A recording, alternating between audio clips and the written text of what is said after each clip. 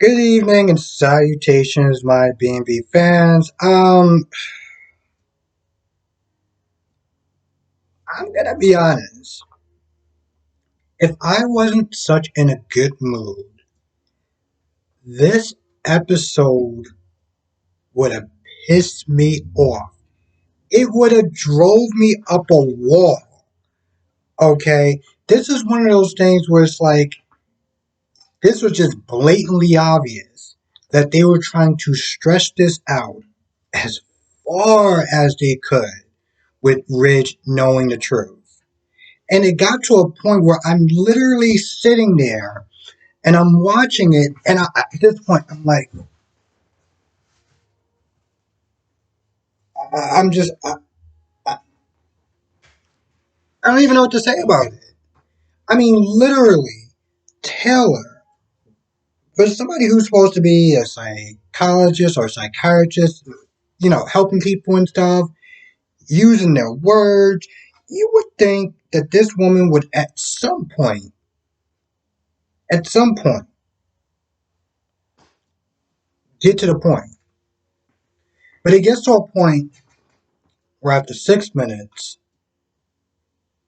now, Taylor's like, I know what happened. I know what happened on New Year's Eve. And Ridge is sitting there thinking, oh, she knows about Brooks drinking. Yeah, don't what? But I talked to her about it though. Yeah, yeah, no, I totally know about it. And Taylor's like, you do, because Taylor is sitting there thinking that Ridge knows about the kids. But when it comes out, Ridge is like, oh, wait, you didn't know about the drinking. Oh man, now I just actually sat there and I just spilled the beans. Okay, so then what are you talking about then? That goes from 6 minutes to 10 minutes. So now we go through another 9 minutes of her going around in circles, bringing up Brooks' past. Oh, you deserve better, this, that, and the third. She cheated on you once before, blah, blah, blah, blah, especially with Bill Spencer and da, da, da, da, da. At this point, Ridge is getting frustrated. Like everybody else that's sitting there watching this show is getting frustrated. And at this point, he's about to walk out. He's like, listen, I'm not doing this. My wife just texted me. She needs me. And she finally says, um, this she committed. She didn't. Here's the thing. She didn't come out and say that Brooke cheated on you with another man, but she said that she repeated one of her old patterns again, or something along those lines. And I guess they were going to just get. I felt like that was enough to make Ridge realize that Taylor was talking about Brooke cheating on him with another man, because she didn't just flat out said it. She said it in another way. But I think he got it, and at that point I was like, so we went through 19 minutes of this woman using stall tactics and, oh, we're talking about something totally different. You think I'm talking about one thing, and I think you're talking about the other, and we're just going to sit there and do that for 19 minutes. I was like, I can't believe you did this to your audience. You stressed it out so much to the point where it's like,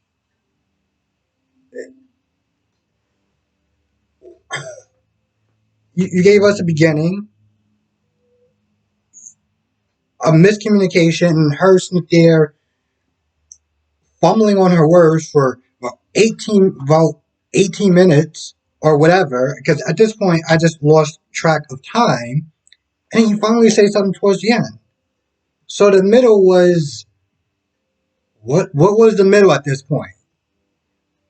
Like I said, if I wasn't in such a good mood, I would have been so pissed off because, and in a lot of ways, I kind of am pissed off.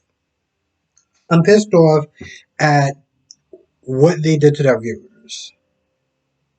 You gave them such little respect. You let them hold on for a good 19 minutes to sit there and see if Rich is going to learn the truth. And he learns after 19 minutes, and then it's over. But I want to sit there and know, oh, I guess you got to sit there and wait until tomorrow's episode. If we get to that, we may sit there and talk about Carter, the guy with no personality. We may sit there and talk about that. And at that point, you may get something maybe Tuesday. I mean, seriously, I know it's a soap opera. You gotta sit there and stress this stuff out. But this was pathetic. Even by soap opera standards, this was bad. I don't even know what to say at that. Uh, and I gotta sit there and talk about another scene that was just like, what am I watching? All Steffi does is go over to Brooke's place and starts talking in circles for a good 19 minutes. Um, Bringing up her past, pretty much being a DC villain. I mean, there was one point, I'm not gonna lie, there was one point where Brooke was like, all right, I kind of had enough of this, accusations and stuff like that. Because here's the thing, she came in and she was like, yeah, I get it. You don't like me married to your father. You never did. But I was hoping at some point you would sit there and change. But finally, she got to a point, she's like, you know what, listen, I'm not dealing with this. At one point, she was like, I don't want to deal with this or whatever. And, Stephanie was like, I'm sorry, you asked me to leave? I'm like, well, Steffi, if she does ask you to leave, are you gonna leave, or are you just gonna sit there and stay?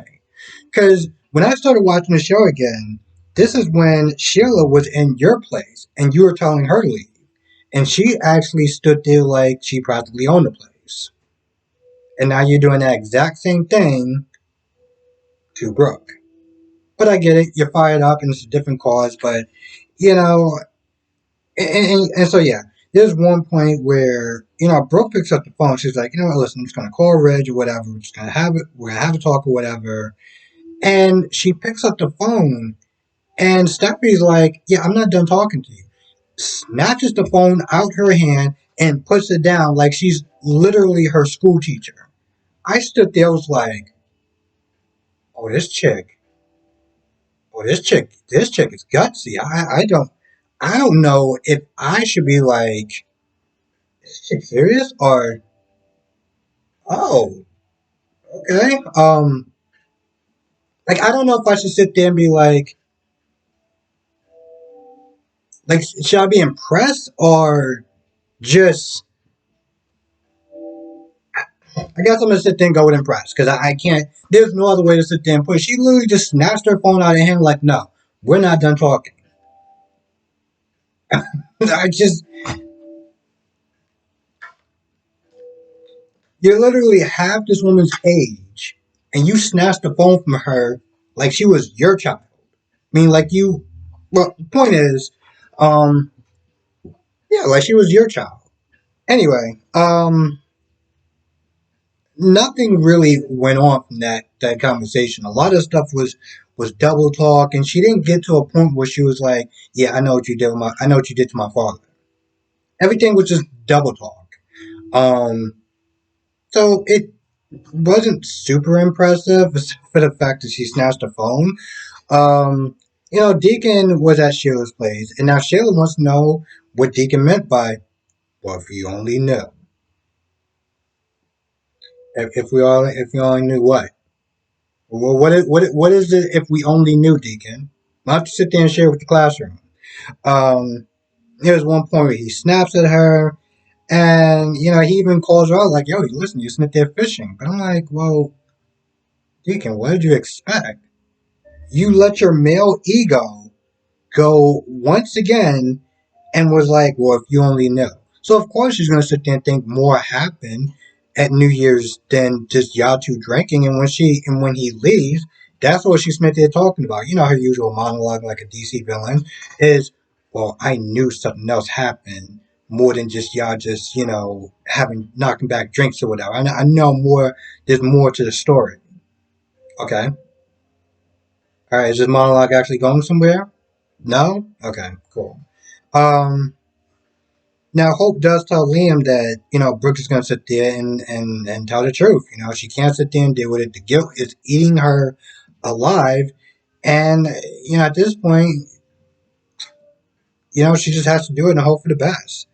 Um, Now, when Liam was sitting there talking, he did sit there and say a lot of good points as far as, like, do you understand how Ridge may react?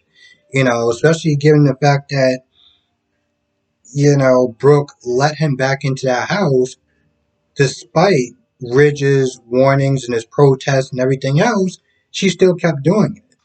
And when he was sitting there saying what he was saying as far as how Ridge was sitting there and feel, as far as the way Brooke was sitting there handling the whole Deacon thing, I was like, yeah, no, he's totally on point. There's one point where, so what do we just don't knock anymore? Is this the thing? Is this can't be an LA thing? Deacon just walks in the house like, hmm, I see y'all know. I see you know. You're talking about what happened, right? I'm sitting there thinking, uh,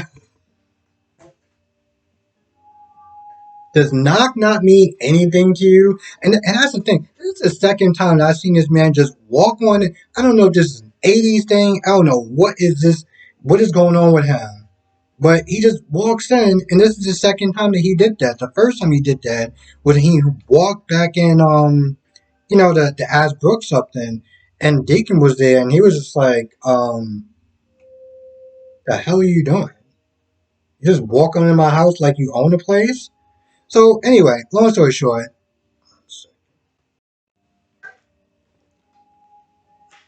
Deacon gets in there, and Hope tells Deacon that, yo, listen, Brooke is going to sit there and confess. She's going to sit there and tell Ridge everything. And just kind of hope for the best. And, Deacon looks a little bit worried, but he's, at least in this episode, he didn't sit there and seem like, he's like, oh no, Brooke, don't do it. You may lose your marriage. I know it sounds cheesy, but it's like he just kind of stood there like, you're not gonna add anything to that. You're not gonna sit there and say like, oh man, I hope she doesn't sit there and do that because she may lose her marriage, and then I may actually be able to get my chance with her again. It's like he just kind of just like, like he's already snipped there, picture in his head how everything's gonna go down and how he's gonna sit there and be there to quote unquote pick up the pieces. Um, yeah, yeah, yeah. I think that's actually about it. So, with that being said, I'm gonna go. I want to thank everyone for watching. Be safe. Let me know your thoughts on the comment section below, and I will see you in the next video.